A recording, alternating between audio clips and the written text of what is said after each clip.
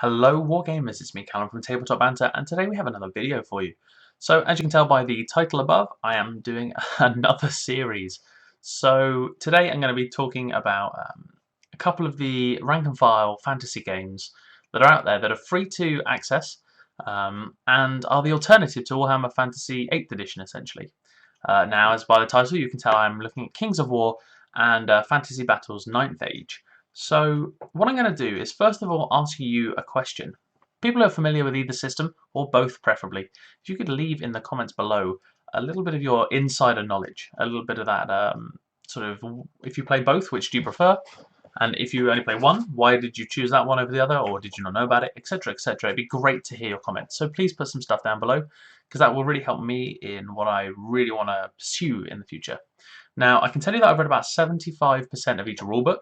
The free PDFs are online at their websites. If you just Google it, it'll probably come up. And at the moment, I have a clear favourite. Now, what I'm going to do is I'm going to go through each one, the bits I like, the bits I don't like, and then I'm going to talk a little bit more at the end about what I plan to do with it on the channel. So I'm going to start with Kings of War, because this is the first one I looked at. Now, I was recommended it by a Twitter follower and said that they would love to see me do some Kings of War. So Harry and I had a bit of a sit-down chat, and I had a look at it.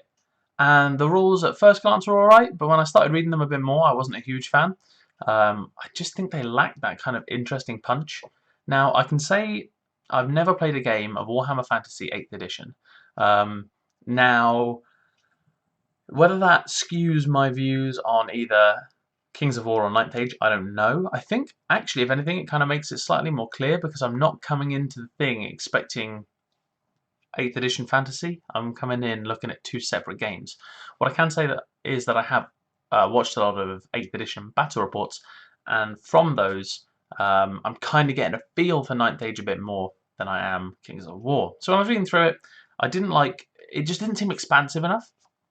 I don't believe there's a Wood Elves Codex or army book, so I was also disappointed by that because obviously with the Wood Elves that I'm building up at the moment, I would absolutely love to be able to just access them as a second army. I say second, a first army if you like, in a rank and file game. Obviously with round bases I'd need the separate movement trays, but that's okay, that can be sorted. But with the lack of the Wood Elves army book there, that did put me off at first. And then I thought, well, chances are I'll get more than one army anyway, so it's worth reading through. It didn't really inspire me to go out and buy some models or stuff, and that was slightly disappointing. Not saying I'll never cover it. I'm sure Harry and I will give it a go at some point in the future. That's why the name of this series is Rank and File, because it's going to be very much a case of looking at all of those kind of rank and file games and seeing if we can find a preference towards one. And once we've found one, whether that has a new series or whether it stays the same, because it's a nice broad topic, so I can talk about, we can do some battle reports, we can do some tactics, we can look at armies, we can look at paintwork, etc. And I think that would be nice and diverse for this new series slash hobby interest of mine. I do like to keep it all playlisted and stuff nicely in this series, so you can find it easier, and so I have somewhere to put it because I'm kind of that kind of organised. I'm not organised at home or with uni work, but if there's something I'm really passionate about, I really want it to be nicely organised. So yeah, the Kings of War rules, they didn't really strike me as something I really wanted to get into. And then I read the 9th Age rules, and it was the opposite. It's a longer rule book, and like I said, I've read about 75% of them so far. Skimmed a couple of pages because I kind of got the gist from 8th edition battle reports. But the Fantasy Battles 9th Age rulebook is pretty nice. I much prefer that play system to Kings of War from the first read. Other benefits, it has a Wood Elf army book, so I get to play that army. And it has no connection to a miniatures line, which is important for me because I want to try and find the cheapest fantasy army I can put together. And some extensive research has showed that there is a lot out there. At the moment, I'm looking at around, I think it's £12 for a 1,000 point list, which includes 52 models. Now, I know that sounds ridiculously cheap. I'm going to do another video on that, and I'm going to talk about some alternative fantasy miniatures from Games Workshop, so you guys can get a feel for that. But that is also brand new, not second-hand. So bear that in mind. It's about 21 pence a miniature, and then some extra add-on bits that I'll need to get hold of. But anyway, that's by the by, really, because that's, like I said, for next video. when it comes to really looking at 9th Age, Harry and I have got a couple of plans to give it a go in the summer. Get out a battle report, maybe 2. But we also have this really cool idea. Again, I'll discuss it more in the second video, the next video in this series, about doing some quick paint jobs and just getting a nice army out there. So we'll probably do a little vlog style thing on that over the summer. I couldn't tell you an exact date, but it's definitely in pipeline.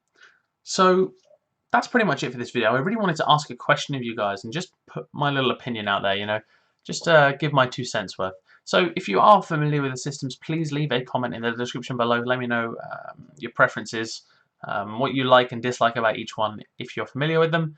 If you're not, I would strongly recommend checking out if you have any interest in fantasy miniatures, particularly 9th Age. It is a lengthy rulebook, so take your time reading through it. I've read it over a couple of days, just flicking through it when I've been, you know, just eating some dinner or something, and I've got like 10 minutes, 20 minutes before I have another commitment. So definitely worth getting into if you are interested in that kind of thing. So that's about it, really. Thank you very much for watching. As ever, there are 2 links in the description below. There's a Tabletop Banter blog page link. Harry's put some new stuff up there recently, which has been exciting. And of course, the Legion of Gamza Facebook page with some great content from some absolutely great guys.